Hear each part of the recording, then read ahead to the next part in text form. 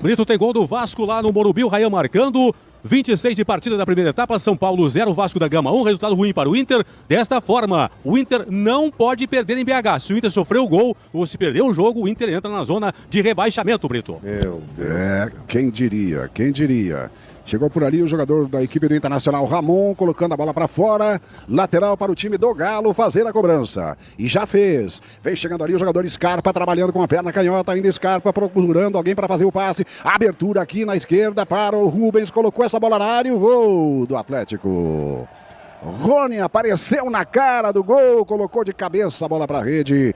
Rony abrindo o placar aos 30 do primeiro tempo de partida. Atlético 1-0 na Arena MRV. Jairo Venck. Hoje, dia 16 de junho, uma segunda-feira. Como o Thiagão não gravou o vídeo pela manhã, fica aqui o meu boa tarde, boa noite, uma excelente segunda, um dia abençoado para todos nós. Mas aquela quinta-feira, dia 12, dia dos namorados, olha, foi muito importante. Uma vitória, uma grande vitória, uma excelente atuação que dá um pouco de paz para o nosso Vascão trabalhar. Você viu aí? O Baldaço, o Internacional, está no Z4.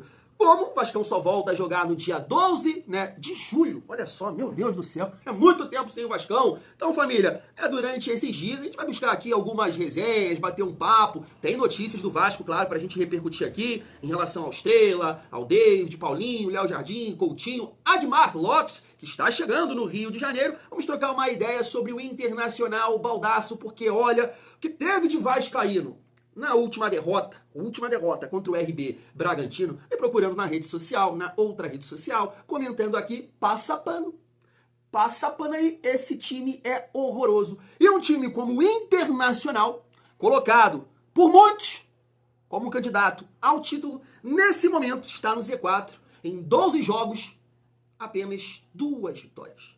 2 vitórias. Então vamos ver esse desabafo aqui do Baldaço e trocar uma ideia sobre tudo isso também, família vascaína. Então chega aí que tem muita resenha nesse vídeo. Mas antes, deixa eu te pedir aquela moral. Se não for inscrito aqui no canal Vasco em Família, se inscreve, deixa o like e ativa o sininho para não perder os próximos vídeos e dar aquela hypada para fortalecer o trabalho do Thiagão. Ontem, não adiantou nada, dar aquela secada ali no Botafogo, foi quase, família? Quase! Mas o Botafogo acabou vencendo aí, na sua estreia contra o Seattle Sounders. Você será, família? Será que o Vasco um dia vai disputar uma parada dessa aí? Pô, tá maneiro, o torneio tá maneiro, a competição tá show de bola. Pensei que ia flopar, mas tô achando legal. Mas é isso, espero que daqui a pouco todo mundo aqui com a gente de novo, família vascaína.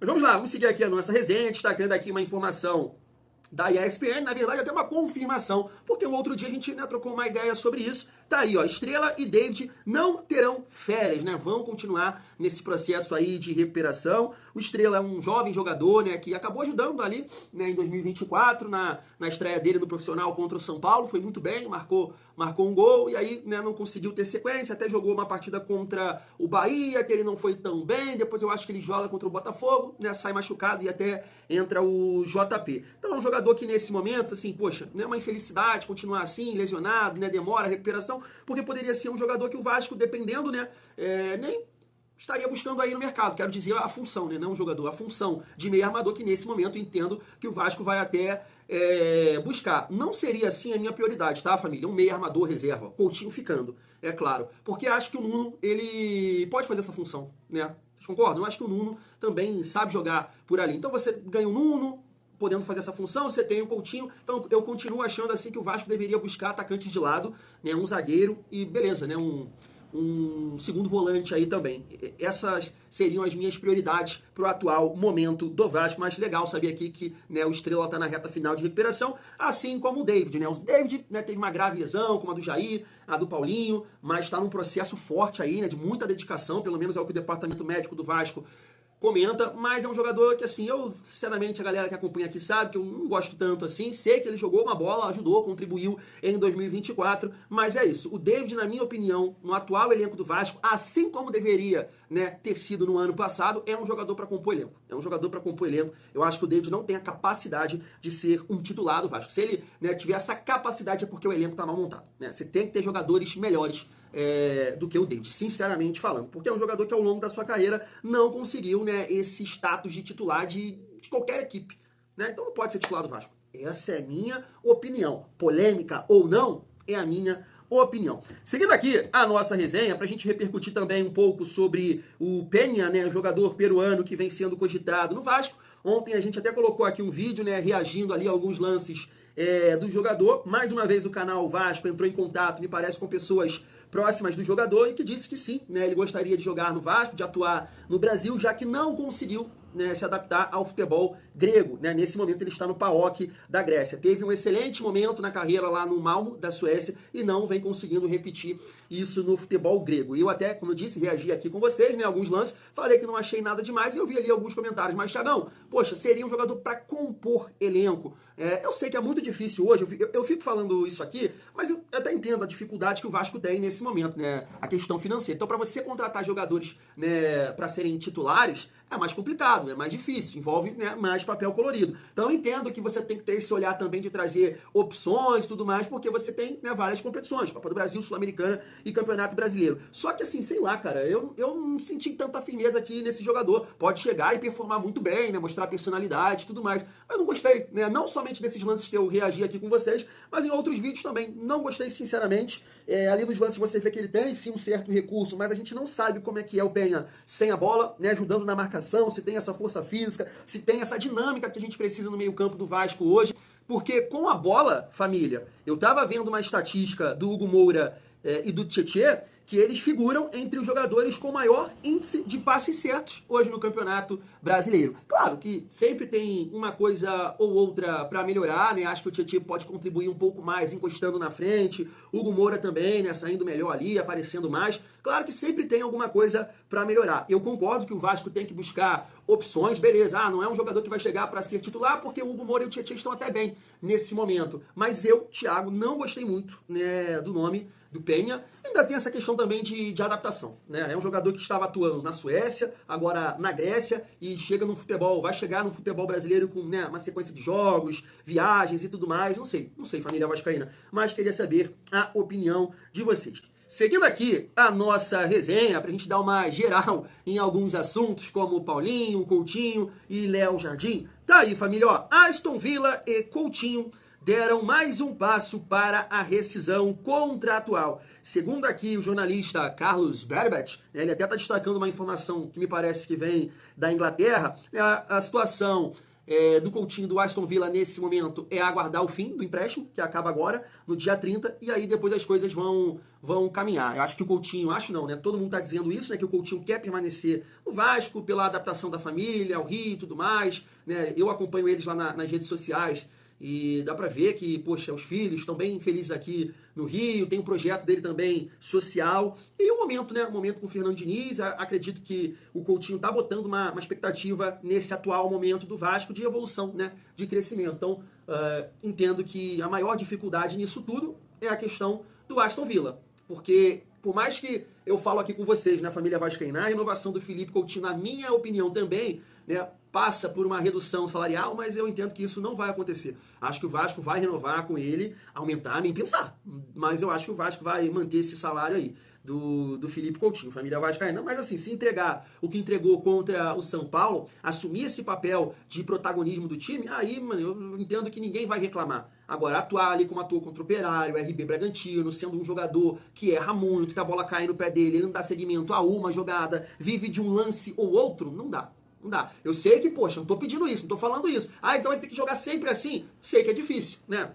Complicado. Mas, poxa, errar menos. Entre os companheiros, dentro de campo, você é o que tem mais recurso, tem mais qualidade. Você não pode cometer erros, sei lá, que o Tietê cometeria, que o Hugo Moura, que o Verratti, entendeu? Você tem que dar seguimento a várias jogadas. Você não pode ter lances de peladeiro, como ele vinha tendo aí. Nessa partida contra o São Paulo, deu aula, deu show, pelo menos na minha opinião. Falando agora sobre o Léo Jardim, tá aí, situação de Léo Jardim gera tensão nos bastidores do Vasco, família.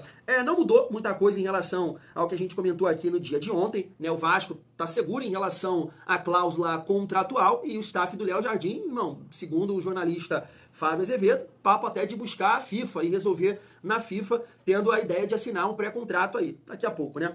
Então, assim, é uma situação complicada porque muita gente coloca uma expectativa nessa situação do Admar Lopes, que levou ele pro Lille, que depois levou ele pro Boa Vista, e eu acho que isso não vai adiantar muita coisa. Eu acho que o posicionamento do Léo Jardim está sendo terrível nesse momento, né? Terrível, porque cria uma indisposição com a torcida do Vasco desnecessária. O torcedor do Vasco, na minha opinião, está muito consciente. Pode ter um ou outro que vai chamar ele de ingrato, mas isso, cara, é uma relação profissional. A gente tem que entender isso. É tipo aquele papo que eu sempre falo aqui com vocês. Se estivesse enterrando, matando a planta, o que a gente já está comentando aqui? Vai e vai com Deus, some. Mas é um cara que está se destacando, e claro que vai analisar o mercado, as propostas financeiras, e também, claro, de projeto esportivo, que nesse momento a gente sabe que o Vasco tem uma certa dificuldade. Mas ficar tentando jogar para a gestão, tentar ficar jogando para a torcida, como foi lá repercutindo a nota da Força Jovem, sabe? Está tendo um caminho totalmente equivocado, e agora essa situação de FIFA, de assinar pré-contrato, sabendo que não pode, sabe? Tudo errado, e da parte do Jardim.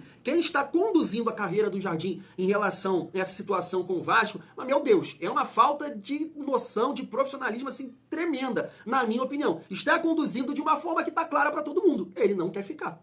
Ele não quer ficar. Então resolve isso logo aí, meu Deus, entendeu? O Vasco também buscar um novo goleiro, vai trabalhar já com o Fusato, sabe? É isso, esse é o papo. Agora, tem que assinar, né, aí o novo contrato de mais um ano, e depois ver o que você quer, irmão. O clube que for aqui te contratar, botar um papel na mesa. Em relação ao Paulinho, família, eu estava acompanhando aqui o canal Detetives Vascaínos, né? E aí, ontem, né, a gente repercutiu, foi ontem ou foi sábado? Acho que foi sábado, né, família? Que a gente repercutiu aqui uma informação que o Paulinho teria pedido aí um salário de 1.200 e negociando até 1 milhão. Segundo aqui o Marcos, se eu não me engano, do canal Detetives Vascaínos, ele disse que entrou em contato com pessoas ali do staff do Paulinho e que ainda não responderam, né, a proposta feita pelo Vasco.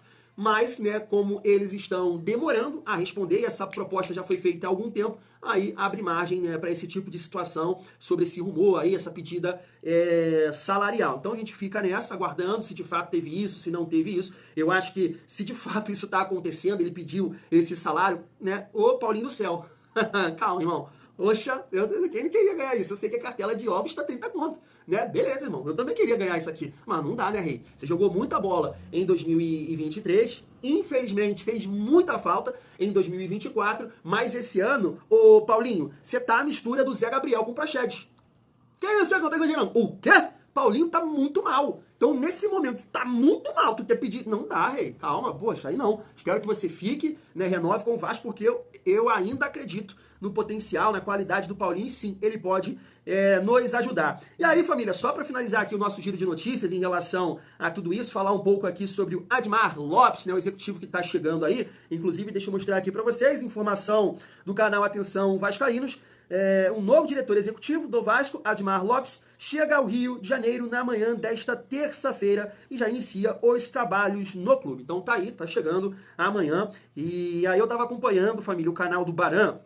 E ele acabou entrevistando lá um jornalista português, né, que tá acompanhando lá a Copa do Mundo. O Palmeiras jogou contra o Porto. E ele fez algumas perguntas. Primeiro sobre o Léo Jardim, se de fato o Porto tem algum interesse nesse atleta. Ele falou que não tá sabendo de nada nesse sentido. E também falou um pouco sobre o profissional, né? Falou que é um profissional que é muito bem avaliado na Europa, inclusive alguns clubes de Portugal. Eu esqueci, família, se ele comentou Porto, Benfica, ou Benfica Sporting, ou Benfica Porto, né? Que gostariam de contar com esse profissional, e o Vasco saiu na frente, né, e contratou. Porque é um cara que tem essa qualidade, tem esse feeling de achar talentos, segundo o jornalista português. É um cara que sabe mapear o mercado, tem essa experiência. Então, segundo ele, o Vasco está contratando um excelente profissional. Agora o que nos resta, né, é aguardar aí e o Admar conseguir somar com o nosso Vascão, família vascaína. Então a matéria está até pontuando aqui, né, que o Admar trabalha com o scout do Vasco para achar soluções a curto prazo. A gente espera que ele possa nos ajudar nesse sentido, família vascaína. Para finalizar a nossa resenha, se de fato você gosta de resenha, vamos reagir aqui juntos ao baldaço revoltado da vida, porque após a derrota para o Galo na última rodada agora, e com a vitória do Vasco, o Internacional acabou entrando no Z4 e vai ficar aí, né, por 30 dias. Tudo aquilo que eu comentei aqui não dá, pelo amor de Deus, você imagina ficar 30 dias nesse Z4. Não aconteceu com a gente, pela grande atuação do Vasco, mas aconteceu com o Internacional. Eu achei interessante pra gente debater aqui também, família. Se liga só. Que o Internacional conseguiu as classificações na Copa do Brasil e na Libertadores da América e que teve competência para isso. Mas convenhamos, entre nós aqui, a Copa do Brasil foi contra o Maracanã e a Libertadores da América foi uma classificação da primeira para a segunda fase. O Internacional não fez mais do que a sua obrigação e ainda se complicou nas duas situações. A estratégia do Internacional com suas justificativas simplesmente me dão nojo, me enojam. O Internacional passou justificando tudo o que está acontecendo no Campeonato Brasileiro pela sequência absurda de jogos, pela carga. Em determinado momento também falou sobre o desgaste emocional que isso acarreta. Ora, bolas, me respeitem. Respeitem a torcida do Internacional, respeitem a instituição. Qual era a carga emocional do jogo de ontem em Minas Gerais? Qual era o desgaste físico do jogo de ontem em Minas Gerais? Que o Internacional está há 10 dias sem jogar. Pelo amor de Deus. Sabem como é que o Internacional terminou o jogo de ontem? Eu vou dizer pra vocês. O Inter terminou o jogo de ontem empilhando atacantes, com o Roger empilhando jogadores de ataque no time. Em determinado momento, nos últimos 15 minutos de jogo, o Internacional tinha em campo um ornitorrinco tático, ininteligível. A gente não sabia quem fazia o quê. O Roger coloca o guri, que ninguém entendeu, o Iago Noal no meio-campo. Ele mesmo não entendeu o que fazia ali e 10 minutos depois, não bastasse isso, ele pega o guri e joga pro lado esquerdo do campo. Roger não sabia mais o que estava fazendo. O Roger tá perdido. O Inter tá perdido. O Internacional foi engolido por essa estratégia porca e não sabe como sair dela. O Roger tergiversa durante 35 minutos numa entrevista coletiva e a única coisa que ele não apresenta é solução. O Roger foi um técnico até agora, depois que terminou o Campeonato Gaúcho, que não... Família, só interrompendo aqui pra gente trocar uma ideia sobre isso, que é interessante, né? Porque, assim, como a gente enfrentou o São Paulo, e eu coloquei aqui várias reações e muita gente falando, né, que o São Paulo é um time que não tem nada, absolutamente nada em relação a trabalho, parte tática. A gente está ouvindo mais uma vez aqui o desabafo de um torcedor em relação a um treinador que, inclusive, estava ali sendo cogitado para a seleção brasileira, né? Teve um período, poxa, olha ali, o trabalho do Internacional, tá jogando muita bola, e olha como as coisas mudaram, né? Então, assim, nesse momento, claro que é só um início de trabalho, diferente do Roger no Internacional, e o Diniz pode futuramente passar por essa instabilidade, assim como foi, né, no Fluminense, foi até demitido, mas é totalmente diferente, né? Porque a gente já vê uma organização do Vasco, a gente vê uma ideia de jogo, a gente vê um time melhor posicionado, né? O gol do Vasco, o primeiro gol é um golaço de movimentação do PH, de leitura de jogo, de espaço, que foi construído através dessas movimentações do Fernando Diniz. A pressão que o Vasco também exerceu ali contra o São Paulo, com certeza isso é trabalho do Fernando Diniz. Então, assim, é só pra gente pontuar aqui como é que o futebol muda, né? O Internacional, que era cogitado para brigar pelo título, hoje está passando tudo isso aqui com esse desabafo aqui do Baldassi, mas vamos continuar, vale a pena. Não encontrou soluções. O Internacional, animicamente, é um time flácido, frágil e bunda mole. Um time que não consegue ter regularidade, não é de um jogo para o outro. Ele não consegue ter regularidade nem durante 90 minutos de uma partida. E aí a gente vai se vangloriar que o Inter teve até bons momentos ontem contra o Atlético Mineiro. Dane-se, este Internacional não inspira mais confiança a ninguém. O Inter está na zona de rebaixamento do Campeonato Brasileiro. Esse é apenas um ponto. O outro ponto é, vai ficar um mês nessa condição. Justamente no mês que a gente imagina ou imaginava que o Internacional com tranquilidade pudesse começar a resolver os seus problemas. Agora, está com uma nuvem carregada em cima da sua cabeça, nesse período de um mês, isso certamente vai atrapalhar o processo. E outra coisa, a estratégia porca vai continuar no segundo semestre? O Inter vai continuar tendo como justificativa o acúmulo de jogos que vai voltar a acontecer, como acontece para todo mundo, e ninguém está na zona do rebaixamento como o Internacional está. Como vai ser o segundo semestre? Hein? Sabe o que mudou para o segundo semestre? O Internacional perdeu a possibilidade de se dar ao luxo de preservar no Brasileiro. Senão o Internacional vai jogar a Série B na próxima temporada. Roger não encontra soluções, o grupo tecnicamente começa a falir também, o Antony é um goleiro que falha quase todos os jogos, o Wesley que é o lugar da Fernanda Torres no Oscar do ano que vem, né? Porque simplesmente é um teatro o jogo inteiro, simula cotovelada, simula queda, simula tudo durante o jogo, e nós temos um arremedo, uma caricatura do que já foi o jogador, e assim vale para outros também. Eu gostaria muito, Leonardo Meneghetti, de estar aqui preocupado apenas com a qualidade do grupo de jogadores. E existem coisas pra gente falar sobre isso, sim. Agora, o problema não é só esse. O problema está enraizado. E a direção do Internacional está achando normal. O escândalo do D'Alessandro emendar férias quando o Inter precisava dele aqui. O presidente Barcelos está realmente, pipocando compromissos importantes institucionalmente. Mas eu gostaria de lembrar ao presidente que a partir de agora, mais importante que qualquer compromisso deles é estar aqui com o Internacional, que está na zona de rebaixamento do Campeonato Brasileiro. O vice de futebol tirou férias com a família na Europa um tempo atrás, o que não tem problema nenhum, mas o Inter mentiu. O Internacional disse que ele estava cumprindo compromissos profissionais. E não era verdade. É verdade que estão dizendo do Alessandro agora? Porque se o Inter está em torno a mentiras, eu vou acreditar nisso. Como mentiu em relação ao Rocher, como mentiu em relação ao Valência, o Internacional virou uma farsa neste momento. O Inter finge que joga o Campeonato Brasileiro, o Internacional finge que está dando a informação transparente sobre o departamento médico, a direção finge que está preocupada com o brasileiro, e a gente aqui, de forma real, sem fingimento nenhum, está sofrendo com o Internacional que começa a fazer fiasco na temporada. Das coisas de que a gente vai obter sucesso em jogos tão importantes e tão difíceis como Fluminense e Flamengo no segundo semestre. O Inter neste momento é um vexame, o Inter neste momento é uma vergonha por culpa da incompetência de todo mundo que está lá dentro. Show de bola, família. Vou continuar por aqui, porque o que eu tenho para falar é bem rápido. Né? A gente vê o Baldasso assim, falando do Internacional, e claro, né, tem muita gente que tem várias coisas para pontuar em relação à gestão do Pedrinho, né, como o Felipe, uma gestão que só tem amiguinhos lá dentro, e é o que eu sempre falo aqui com vocês, né? Cara, a gente vai sempre ver esse tipo de coisa em qualquer lugar, seja no Internacional, como ele está pontuando aí, seja no São Paulo, coisas que eu não concordo, tá? Não estou dizendo aqui, não estou defendendo nesse sentido, mas erros vão acontecer em qualquer lugar. A diferença do que eu vejo hoje em relação ao Vasco, que tem a minha torcida, primeiro, o que mudou foi a questão da própria eleição, que não teve confusão, que não teve justiça, né? O sócio escolheu o Pedrinho, e aqui eu fico muito à vontade sempre para falar sobre isso, porque eu torci para o Leve esse ano. Eu não torci para o Pedrinho. Hoje eu defendo o Pedrinho porque foi um cara que acabou salvando o Vasco da situação ali da 777, que o Vasco hoje provavelmente estaria numa situação muito complicada, né? Estaria numa segunda divisão, porque com certeza o Vasco em 2024 não teria a mobilização que teve em 23, porque teve um profissional que agora que a gente tem conhecimento, né, depois do Barbieri falar,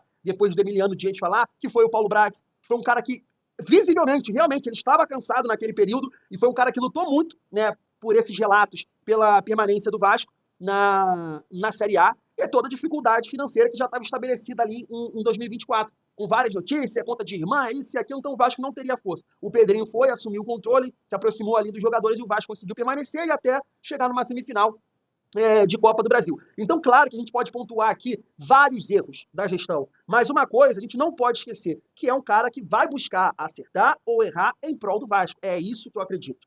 É isso que eu acredito. Entende? Agora, erros, família. Se você acompanhar agora todos os canais de São Paulo, estava vendo barulho no Benja, ele estava esculachando a gestão.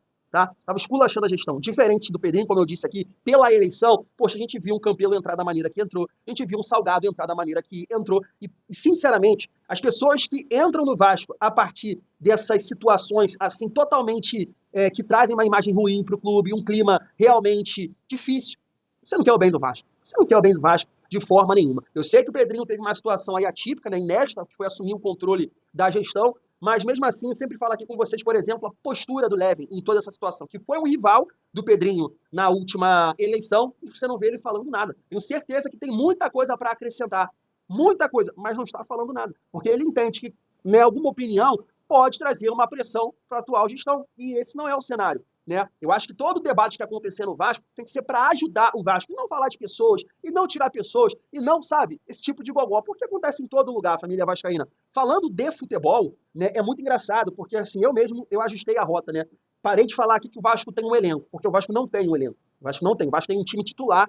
O Vasco tem um time titular para não passar sufoco no Campeonato Brasileiro. Eu falo isso aqui, e alguns, né, quando o Vasco perde, vem aqui e fala que eu estou passando pano e tudo mais. Agora, como é que é interessante? Esses torcedores do Vasco, eu respeito, é claro, faz parte, com certeza, numa análise, eles colocam o Internacional como um bom time, um grande time, vai brigar pelo título, é muito superior ao Vasco, e nesse momento está vivendo isso aqui. Né? Estou até mostrando para vocês aí a tier list do início do ano, colocando o Internacional como candidato a título. Então, nesse momento, é um time que em 12 jogos ganhou 2 jogos. E a justificativa de, tá na Libertadores, tá na Copa do Brasil, não pode. Porque o Vasco também tá em 3 competições. Então, teoricamente, o Internacional tem um elenco, tem um time melhor que o do Vasco, deveria estar lidando melhor com toda essa situação da sequência de jogos, eu quero dizer, família vascaína. Então, continua aqui achando, isso aqui é só um exemplo, que o Vasco hoje, né, diferente de outros anos, sei lá, 18, 20, né, recentemente, assim, que eu possa lembrar aqui com vocês, o Vasco hoje dá para competir. O Vasco não está fora de uma realidade do futebol brasileiro, porque tem bons jogadores.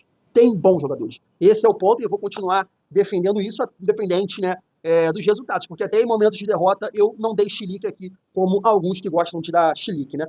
Vou ficando por aqui, tamo junto, é muito bom ser Vasco.